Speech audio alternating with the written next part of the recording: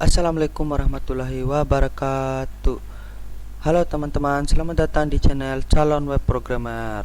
Di channel pertama saya ini saya akan menjelaskan sedikit tentang penggunaan tag, atribut, elemen, heading, dan paragraf. So, tanpa berlama-lama lagi, langsung saja kita masuk ke Virtual Studio Code-nya. Ini dia. Dan ini dia tampilan dari Virtual Studio Code-nya, teman-teman. Dan di dalam Virtual Studio Code ini saya sudah membuatkan foldernya dengan nama Web Programmer. Nah, ini dia. Lalu kita klik saja. Dan di sini kita langsung saja membuat filenya. Di sini saya memilih kata tutor ya teman-teman sebagai contoh filenya. Karena mungkin saja saya akan membuatkan tutor-tutor berikutnya di folder yang sama. Oke, lanjut saja. Di sini kita enter saja, teman-teman. Nah, setelah berada di sini, di dalam ini, kita langsung saja memanggil dokumen HTML-nya dengan cara menuliskan HTML atau langsung saja menggunakan tanda seru, lalu enter, teman-teman. Ini dia dokumen HTML. Oke, langsung saja kita masuk ke pembahasan yang pertama, yaitu tentang tag. Tag adalah penanda awalan dan akhiran dari sebuah elemen di HTML. Tag terbagi menjadi dua, yaitu tag berpasangan dan tag tunggal.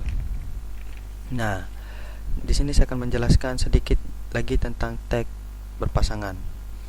Tag berpasangan adalah tag yang memiliki tag pembuka dan tag penutup atau memiliki pasangan. Nah, di sini contoh tag berpasangan adalah di dokumennya ini ya teman-teman, ada tag head pembuka dan tag head penutup, ada tag body pembuka dan tag body penutup. Ini dia. Nah, oke, lanjut saja. Di sini juga saya akan memberikan lagi satu contoh tentang tag berpasangan itu, yaitu P. Lalu enter saja. P artinya paragraf ya teman-teman. Nah, di sini ada tag pembuka P dan tag penutup P. Nah, itu dia contoh dari tag berpasangannya. Oke, kita di sini lanjut saja untuk ke tag tunggalnya, teman-teman. Kita hapus saja tag berpasangannya. Oke, kalau tag tunggal, kita lanjut di tag tunggal maksudnya, teman-teman. Tag tunggal adalah tag yang tidak memiliki tag penutup atau tag itu cuma sendiri ya, teman-teman. Nah, untuk contoh tag tunggalnya ada BR, ada HR, dan ada image ya teman-teman. Nah, ini dia contoh dari tag tunggalnya teman-teman ya. Nah, setelah itu mungkin kita langsung hapus saja dan kita langsung menuju ke pembahasan yang kedua ya teman-teman, yaitu tentang atribut. Nah, di sini atribut adalah kata khusus yang berada di dalam tag pembuka. Atribut juga disebut sebagai modifier yang menentukan perilaku dari elemen. Atribut HTML digunakan untuk mendefinisikan karakter suatu elemen ya teman-teman. Dan ini dia contohnya. Di sini kita menuliskan P. Nah, P tadi adalah paragraf. Di sini saya akan menjelaskan di yang paling terakhir di pembahasan ini ya, untuk paragrafnya teman-teman. Jadi tag P ini saya akan menjelaskannya di terakhir. Oke, lanjut saja kita ke atribut. Nah, atribut tadi adalah kata khusus yang berada di tag pembuka. Ini dia. Nah, di sini kita enter saja dan kita menuliskan align untuk contohnya teman-teman. Lalu kita menggunakan center.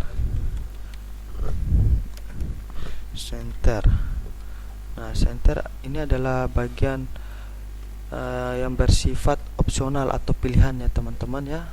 Dan center ini adalah untuk membuat tulisan itu berada di tengah. Dan di sini kita mungkin akan menaruh isi di dalam isi tagnya itu atribut.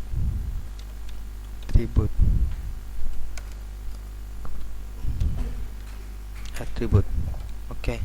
Dan mungkin langsung saja kita lihat contohnya teman-teman. Di sini saya menaruhnya di dokumen dan di web programmer. Nah, kita klik saja di tutornya. Nah, ini dia contoh dari uh, atribut ya teman-teman.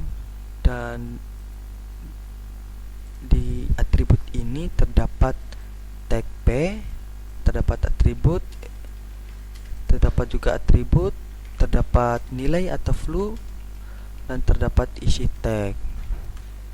Nah, di dalam sini kita bisa menggantinya dengan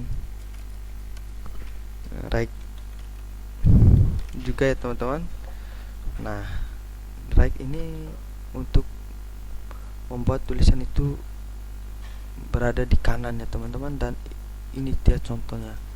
Nah, di sini juga ada leave. Leave. Nah, kalau leave ini untuk membuat tulisan itu berada di kiri ya teman-teman. Nah, ini dia contohnya. Oke. Sampai di sini kita langsung kita tidak menghapusnya teman-teman. Kita langsung saja melanjutkan ke pembahasan selanjutnya, yaitu tentang penggunaan elemen atau elemen. Di sini yang dimaksud dari elemen adalah komponen yang menyusun dokumen HTML, terdiri dari tag pembuka dan tag penutup dengan konten yang dimasukkan di antara nama tag. Elemen dibentuk dari tag pembuka, isi tag, dan tag penutup. Kadang juga ditambahkan beberapa atribut. Dan contoh elemen di sini adalah ada elemen HTML, ini elemen head maksudnya teman-teman. Nah, ada elemen title, dan ada elemen body, dan ada elemen tag berserta atributnya, atau elemen P berserta atributnya teman-teman. Nah, itu dia penjelasan dari elemen dan contohnya teman-teman. Nah, di sini kita hapus saja atributnya dan kita lanjut ke pembahasan selanjutnya, yaitu tentang heading. Heading di HTML itu berfungsi untuk mengubah tulisan. Tag heading biasa digunakan untuk membuat judul pada sebuah artikel atau dokumen. Spesifikasi heading mempunyai berbagai tingkatan yang bisa disebut dengan H1, H2, H3, H4, dan H6. Nah, dan ini dia contohnya. H1, lalu kita enter, H2, enter, lalu kita pindah ke H3, H4, H5, dan H6. Nah, di sini kita menuliskan headingnya di dalam isi teksnya ini ya teman-teman. Heading. Oh, kita menggunakan huruf kapital ya. Heading. Lalu kita salin aja yang tulisan berada di heading ini. Kita masukkannya di sini. Ini.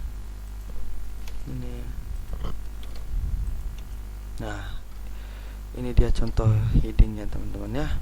Nah, di sini juga yang perlu kalian ketahui, semakin besar angkanya, semakin kecil hurufnya, atau semakin kecil hurufnya, semakin kecil angkanya, semakin besar hurufnya. Dan ini dia contohnya. Jedar. Nah, ini dia untuk contoh headingnya ya teman-teman. Nah, oke. Mungkin kita bisa lanjut lagi di pembahasan yang terakhir, yaitu mengenai paragraf. Di sini saya tidak menghapus untuk contoh dari headingnya, saya langsung enter saja.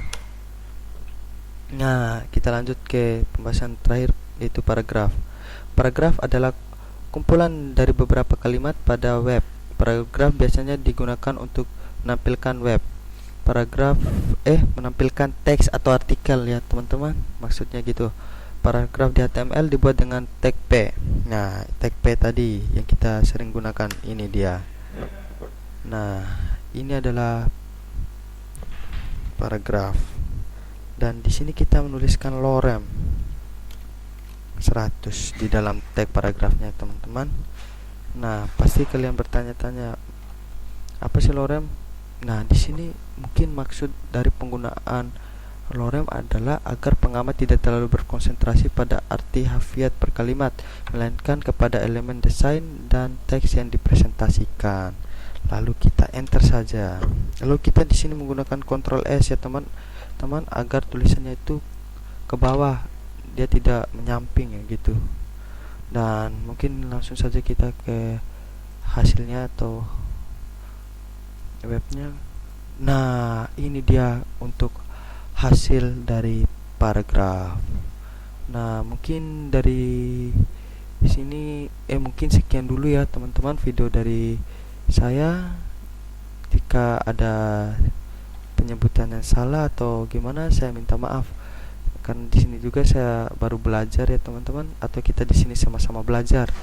Dan jangan lupa like, comment, and subscribe channel YouTube Web Programmer ini agar kita sama-sama bisa belajar lagi. Oke, sekian dari saya. Assalamualaikum warahmatullahi wabarakatuh.